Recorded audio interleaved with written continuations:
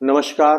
आप सभी लोगों का सरकारी सेवा योजन चैनल पर अभिनंदन है, स्वागत है। हम लोग आज संवाद करने जा रहे हैं एक ऐसी वैकेंसी के बारे में जो आपके जनपद के स्वास्थ्य विभाग से निकली हुई है। कार्यालय मुख्य चिकित्सा अधिकारी कार्यालय से निकली हुई है। ये भर्ती भी आउटसोर्सिंग की ही भर्ती है, लेकिन सबसे अच्छी बात यह है कि इसमें योग्यता बहुत कम मांगी गई है। तो आइए देखते हैं। ये विभाग है स्वास्थ्य विभाग, कार्यालय मुख्य चिकित्सा अधिकारी। आउटसोर्सिंग एजेंसी है जिसको ये भर्ती की जिम्मेदारी मिली है, वो है शहरी आजीविका केंद्र डूडा। डूडा कहा जाता है डिस्ट्रिक्ट अर्बन डेवलपमेंट अथॉरिटी को। इसको हिंदी में कहते हैं जिला नगरीय विकास अभिकरण। ये हर जनपद में होता है। जिला नगरीय विकास अभिकरण को हम लोग शॉर्ट फॉर्म में डूडा कहते हैं।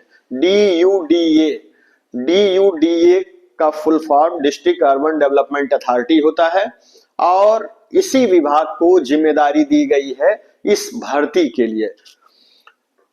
इसको शहरी आजीविका केंद्र भी कहते हैं डूडा को। पद का नाम है सपोर्टिंग स्टाफ। पद संख्या है 10। इस सपोर्टिंग स्टाफ को महिला और पुरुष दोनों आवेदन कर सकते हैं, चाहे महिला हो या पुरुष हो। इस पद के लिए वो अर्ह हैं। पद संख्या जो 10 है, इसमें 8 पोस्टिंग जो होगी वो वेलनेस सेंटर में होगी और 2 पोस्टिंग जो होगी वो PHC पे होगी। वेलनेस सेंटर के बारे में आप लोगों को थोड़ा ब्रीफ कर दें, जानकारी दे दें। वेलनेस सेंटर सरकार द्वारा चलाए जा रहे एक उपकेंद्र हैं जो प्रत्येक CSC में चलाए जा रहे हैं। ये जो वेलनेस सेंटर होते हैं ये आपको स्वस्थ रहने का तरीका बताते हैं। यहाँ आपको बिना दवा खाए आप कैसे अपने आप को स्वस्थ रख सकते हैं, इस बात की जानकारी आपको वेलनेस सेंटर में दी जाती है। वास्तव में हॉस्पिटल पे बहुत ज्यादा बोझ बढ़ते जा रहे हैं। आप लोगों ने देखा होगा कि मेडिकल कॉलेजेस में इस समय बहुत भीड़ हो रही है, डिस्ट्रिक्ट हॉस्पिटल में इस समय बहुत भीड़ हो रही है, यानी गवर्नमेंट के जितने भी हॉस्पिटल हैं वहां बहुत इस समय रोगियों की संख्या ज्यादा हो रही है।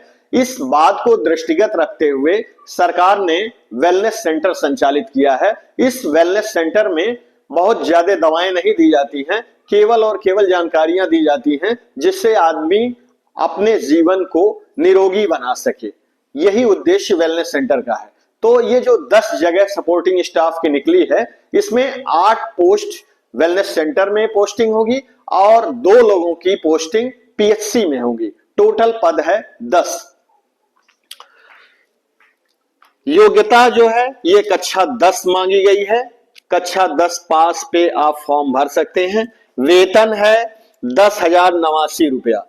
वास्तव में वेतन 14,000 कुछ रुपए है, लेकिन ये 10,089 रुपए आपको कटने पिटने के बाद मिलेगा। यानी जो आपका EPF वगैरह कटता है वो सारे चार्ज कटने के बाद ये आपको 10,089 रुपया मिलेगा। उम्र मांगी गई है 18 से 40 वर्ष के बीच में। अब ये प्रश्न उठता है कि इस फॉर्म को हम भरेंगे कहां? तो इस फॉर्म को भरने के लिए वही पुरानी व्यवस्था है जो हम लगभग हर वीडियो में अपने बताते हैं कि आप पहले सेवा योजन विभाग की साइट पर जा करके अपना रजिस्ट्रेशन करेंगे, मतलब अपने डॉक्यूमेंट का रजिस्ट्रेशन करेंगे। जब रजिस्ट्रेशन हो जाएगा तो आपको एक आईडी और पासवर्ड जनरेट होती है।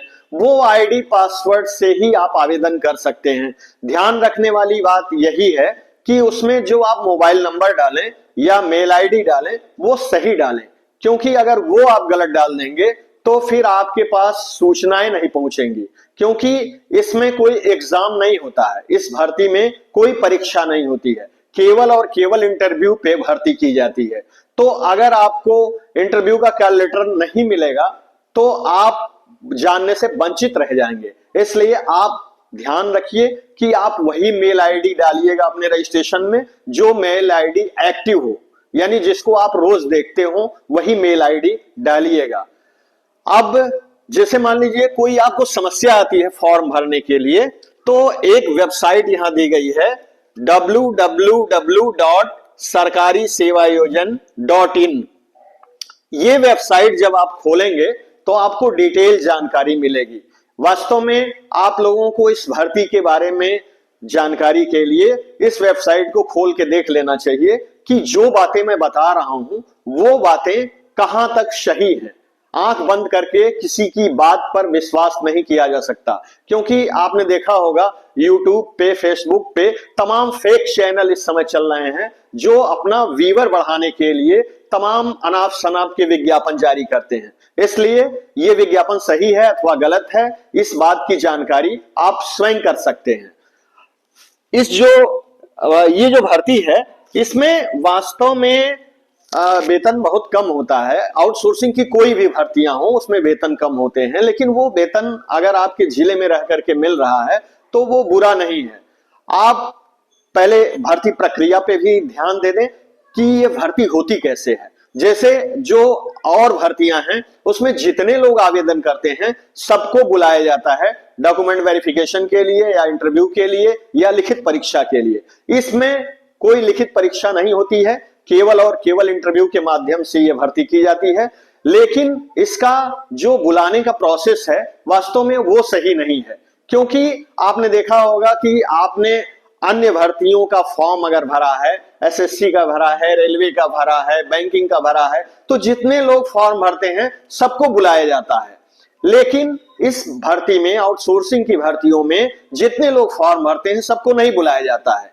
केवल भर्ती के सापेक्ष 3 गुना लोगों को ही इंटरव्यू के लिए बुलाया जाता है। जैसे इसमें अगर 10 पद है तो 30 लोगों को ही केवल डॉक्यूमेंट वेरिफिकेशन के लिए बुलाया जाएगा। लेकिन वो 30 लोग कौन होंगे जिनको डॉक्यूमेंट वेरिफिकेशन के लिए बुलाया जाएगा, ये सेवायोजन विभाग उत्तर प्रदेश का कंप्यूटर तय करता है। उसको रैंडम प्रणाली नाम दिया गया है। रैंडम प्रणाली से ही आपको इंटरव्यू के लिए कॉल किया जाता है। रैंडम प्रणाली को हम लोग बोलचाल की भाषा में लॉटरी सिस्टम कहते हैं, कि जितने लोगों ने फॉर्म भरा है उसमें भर्ती के सापेक्ष 3 गुना लोगों को, यानी 10 जगह अगर है तो 30 लोगों को ही डॉक्यूमेंट वेरिफिकेशन के लिए या इंटरव्यू के लिए कॉल किया जाएगा। उनके मेल आईडी पर मैसेज किया जाएगा। हम बार बार क्यों कहते हैं कि आप अपने जो रजिस्ट्रेशन आपने किया है उसमें मेल आईडी सही डालिए, और जो मेल आईडी डालिए उस मेल आईडी को आप पर डे खोल करके चेक किया करिए, क्योंकि उसी मेल आईडी पर इंटरव्यू की सूचना आपको मिलेगी। इसलिए अगर आप सही डालेंगे तो आप देख पाएंगे। फॉर्म भरने का जब लास्ट डेट समाप्त हो जाता है तो सुबह शाम आप चेक करेंगे अपनी मेल आईडी, क्योंकि मेल आईडी पे ही मैसेज जाते हैं। अब जो भर्ती प्रक्रिया का अगला प्रोसेस है कि जब आपको इंटरव्यू के लिए कॉल किया जाता है या डॉक्यूमेंट वेरिफिकेशन के लिए आपके मेल आईडी पर मैसेज जाता है कि फला डेट को फला समय पे आप फला जगह अपने ओरिजिनल डॉक्यूमेंट लेकर के उपस्थित होइए, तो वहां अपने कागजात लेकर के आप उपस्थित होते हैं। वहां आपके कागजात का वेरिफिकेशन किया जाता है, सत्यापन किया जाता है। अगर आपका कागजात सही पाए जाते हैं तो आपको इंटरव्यू के लिए कॉल किया जाता है, और जब आप इंटरव्यू सही से फेस कर लेते हैं तो आपको नियुक्ति पत्र दे दिया जाता है। इस भर्ती में सबसे अच्छी बात यह होती है कि इसमें बहुत समय नहीं लगता है, बहुत लंबा समय नहीं लगता है। आप मान के चलिए 2 से 2.5 महीने के अंदर ही सारा कार्यक्रम हो जाएगा। ये भर्ती वास्तव में अभी बस्ती जनपद से निकली है, जिसका लास्ट डेट 21 तारीख है, जिसकी लास्ट डेट 24 तारीख है। 24 तारीख का इंतजार आप मत करिएगा, 24 तारीख से पहले ही फॉर्म भरने की कोशिश करिएगा।